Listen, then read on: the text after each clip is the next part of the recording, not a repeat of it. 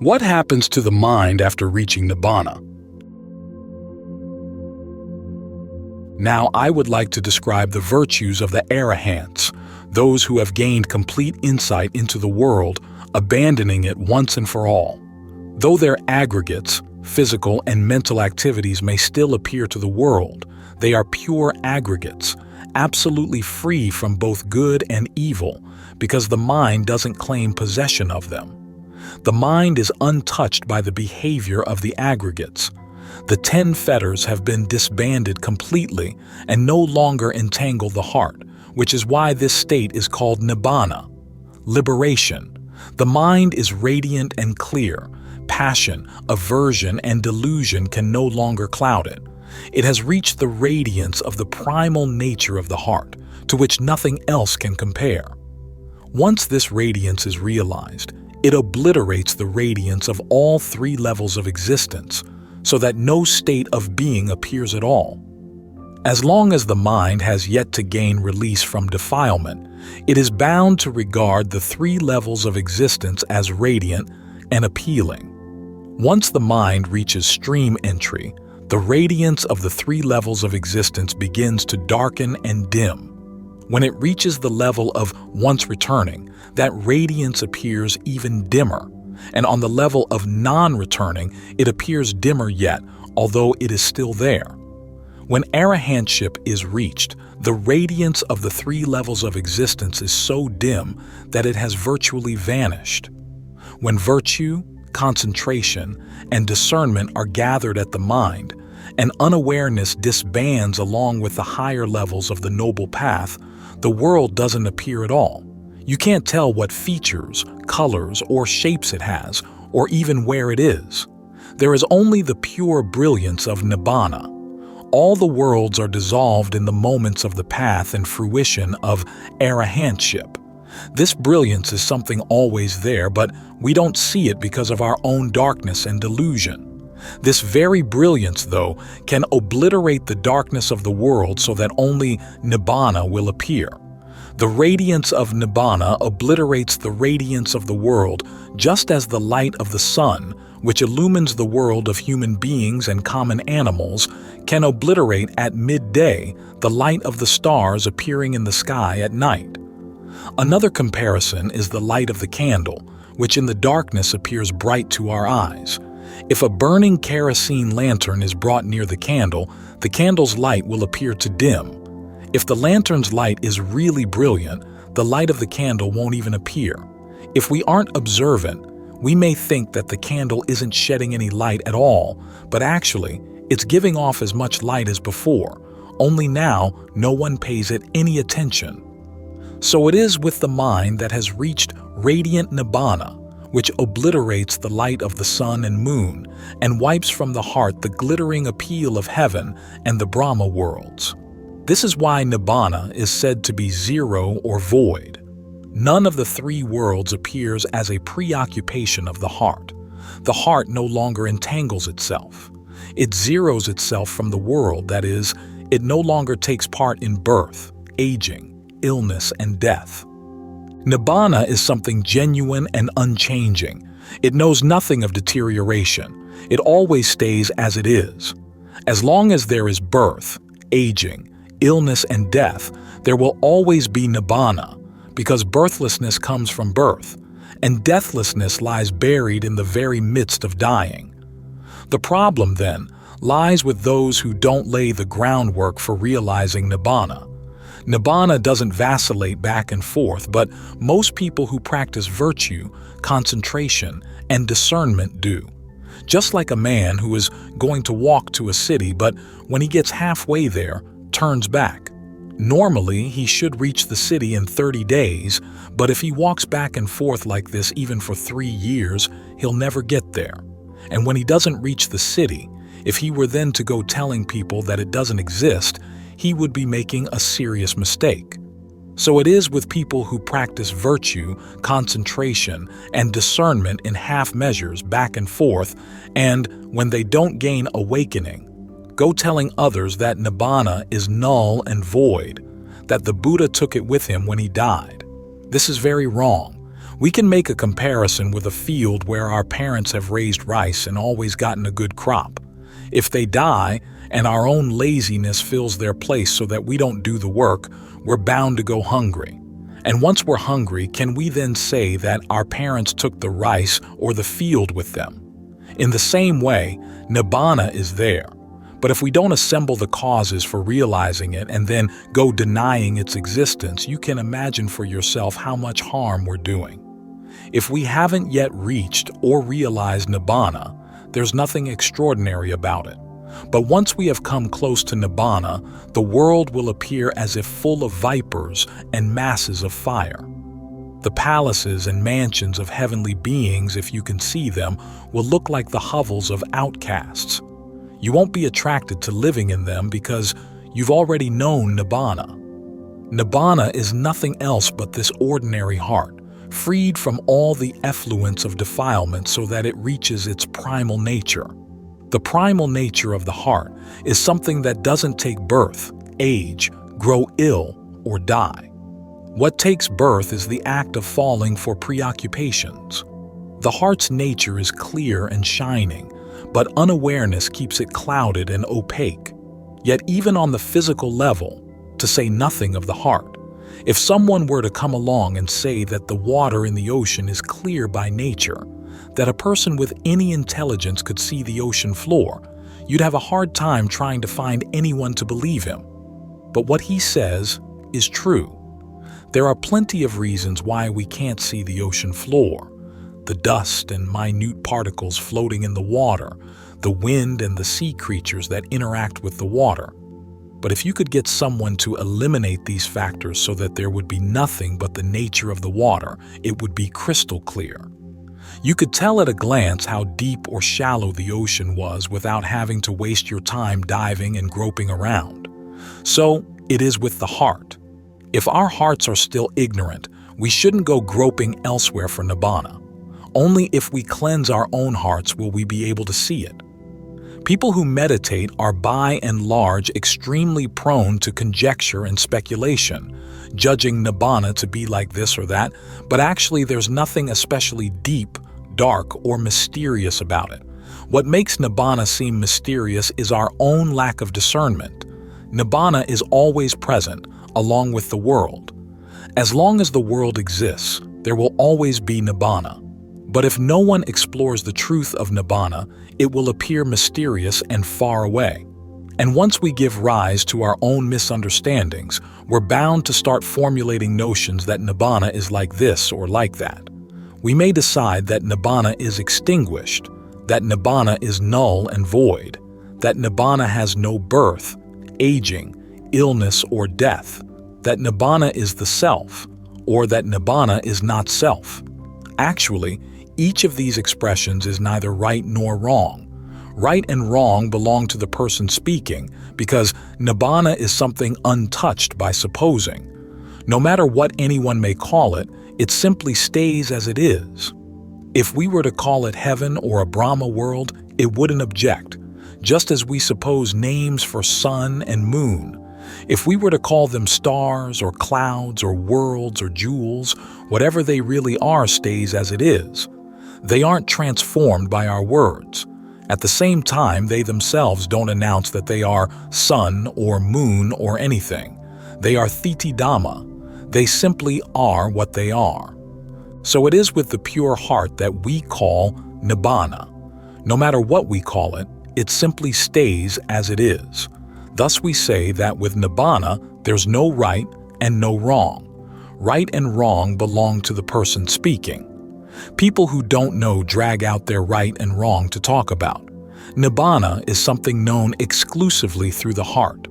Words and deeds aren't involved. Our talking is merely a matter of the path. The result, once attained, is something completely apart.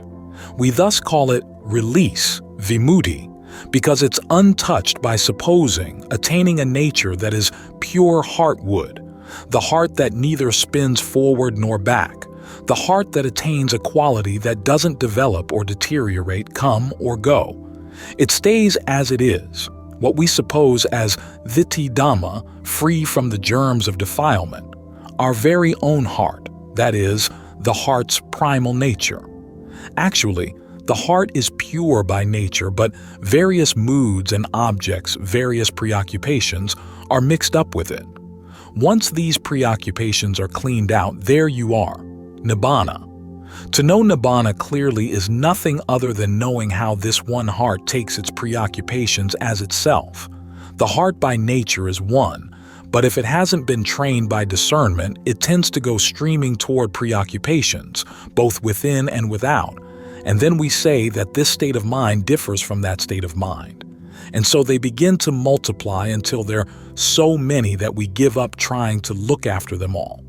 They seem many because we count each preoccupation as a state of the mind itself. The problem is that we don't understand the teachings of the ancient philosophers, and so think that the mind can be called many. Take a simple example. Suppose a person has many jobs. Sometimes he sells, so he's called a merchant. If he also grows rice, he's called a farmer. If he works for the king, he's called a government official. If he acquires rank, he's called by his rank.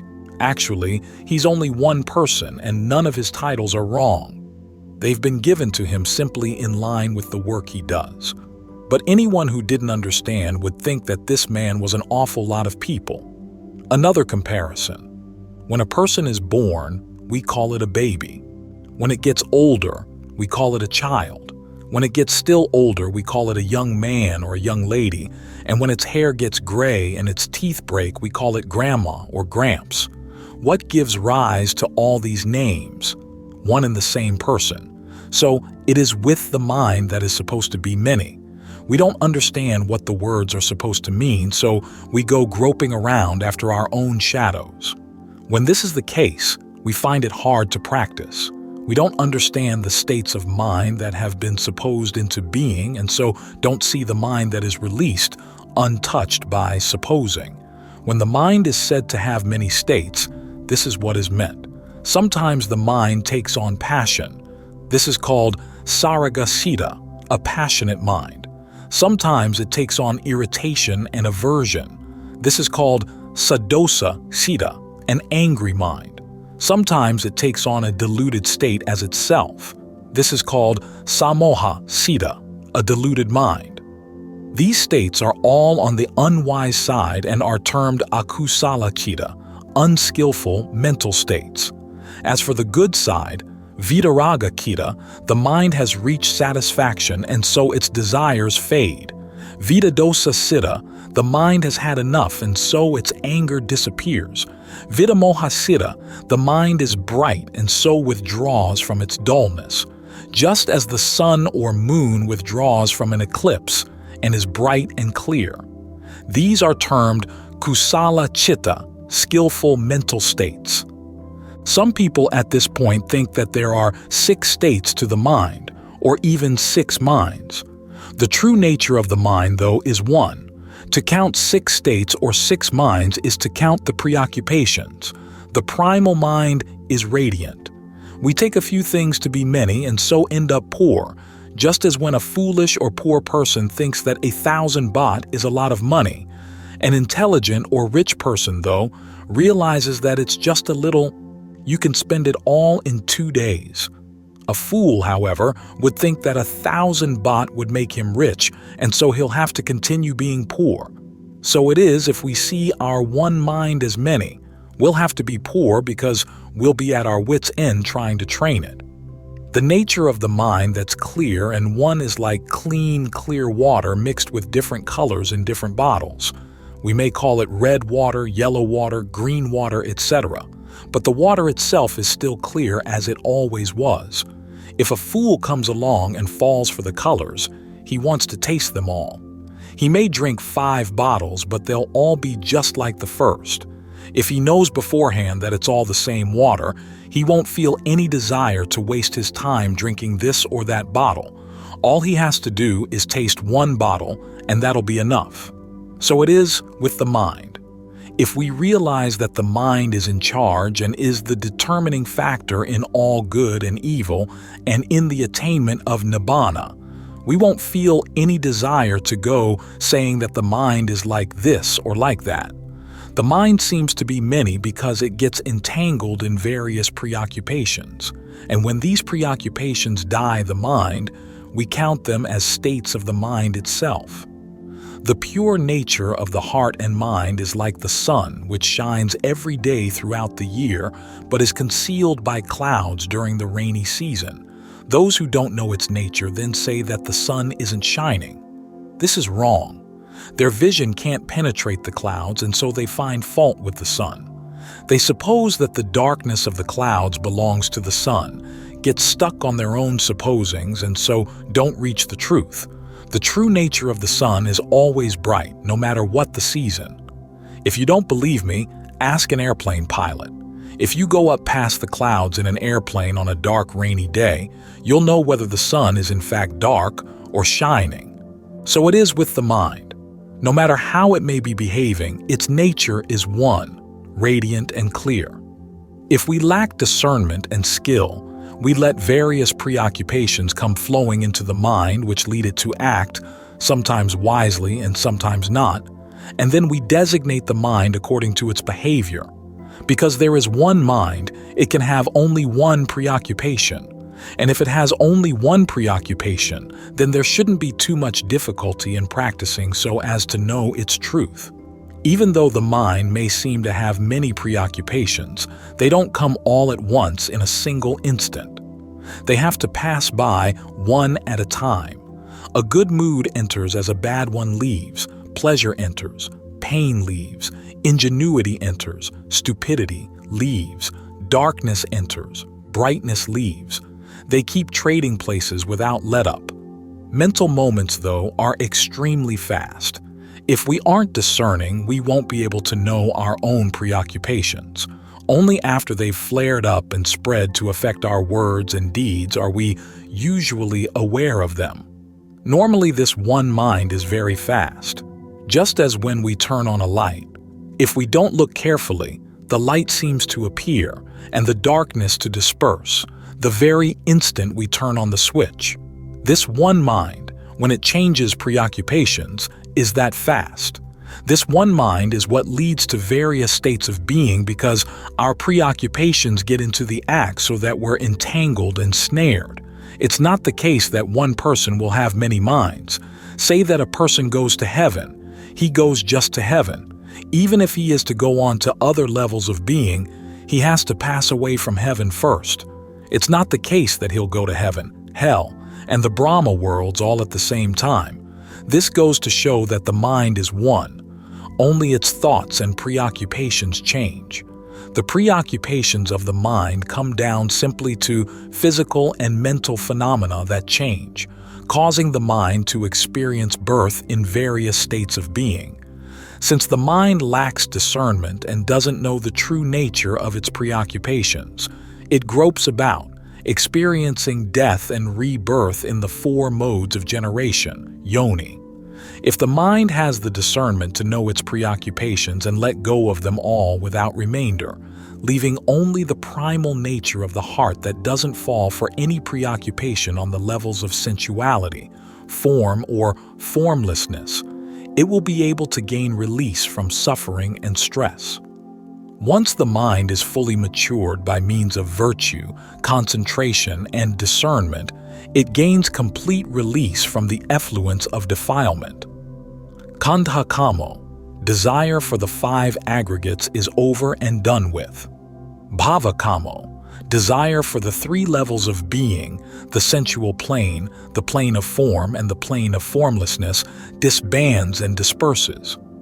The 3 levels of being are essentially only 2, the aggregate of physical phenomena, which includes the properties of earth, water, fire, and wind, and the aggregates of mental phenomena, which include feelings, labels, fashionings, and consciousness. In short, the phenomena that appear in the body and heart, or, if you will, the body and mind. Physical phenomena are those that can be seen with the eye. Mental phenomena are those that can't be seen with the eye, but can be sensed only through the heart and mind. Once we can distinguish these factors and see how they're related, we'll come to see the truth of the aggregates. They are stress. They are the cause of stress. They are the path. Once we understand them correctly, we can deal with them properly. Whether they arise, fade, or vanish, we won't, if we have any discernment, latch onto them with any false assumptions. The mind will let go. It will simply know, neutral and undisturbed. It won't feel any need to worry about the conditions or behavior of the aggregates, because it sees that the aggregates can't be straightened out. Even the Buddha didn't straighten out the aggregates. He simply let them go, in line with their own true nature. The heart is what creates the substance of the aggregates. If you try to straighten out the creations, you'll never be done with them. If you straighten out the creator, you'll have the job finished in no time.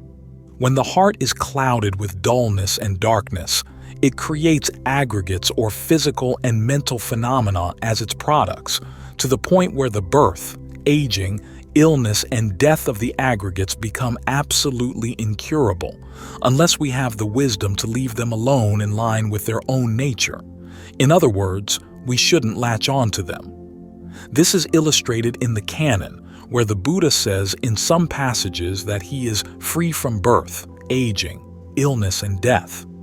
If we read further, though, we'll notice that his body grew old, ill, and then died. His mental activity ended. This shows that the aggregates should be left alone. Whatever their nature may be, don't try to resist it or go against it.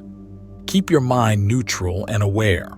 Don't go latching onto the various preoccupations that arise, age, grow ill, and vanish as pertaining to the self.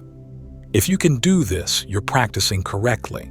Aim only at the purity of the one heart that doesn't die. The heart clouded with dullness and darkness lacks a firm base, and so drifts along, taking after the aggregates. When they take birth, it thinks that it's born. When they age, it thinks that it's aged. When they grow ill and disband, it gets mixed up along with them and so experiences stress and pain. It's punishment for drifting along in the wake of its supposings. If the mind doesn't drift in this way, there is simply the disbanding of stress. The cause of stress and the path disband as well, leaving only the nature that doesn't die. Buddha, a mind that has bloomed and awakened. For the mind to bloom, it needs the fertilizer of virtue and concentration. For it to awaken and come to its senses, it needs discernment. The fertilizer of concentration is composed of the exercises of tranquility and insight meditation. The mind then gains all-around discernment with regard to the aggregates, seeing the pain and harm they bring, and so shakes itself free and keeps its distance, which is why the term Arahant is also translated as one who is distant. In other words, the mind has had enough. It has had its fill. It's no longer flammable, that is, it offers no fuel to the fires of passion, aversion, and delusion, which are now dispersed once and for all through the power of discernment. This is the supreme Nibbana. Birth has been absolutely destroyed, but Nibbana isn't annihilation. Nibbana is the name for what still remains, the primal heart. So why isn't it called the heart? Because it's now a heart with no preoccupations, just as with the names we suppose for tree and steel. If the tree is cut, they call it lumber.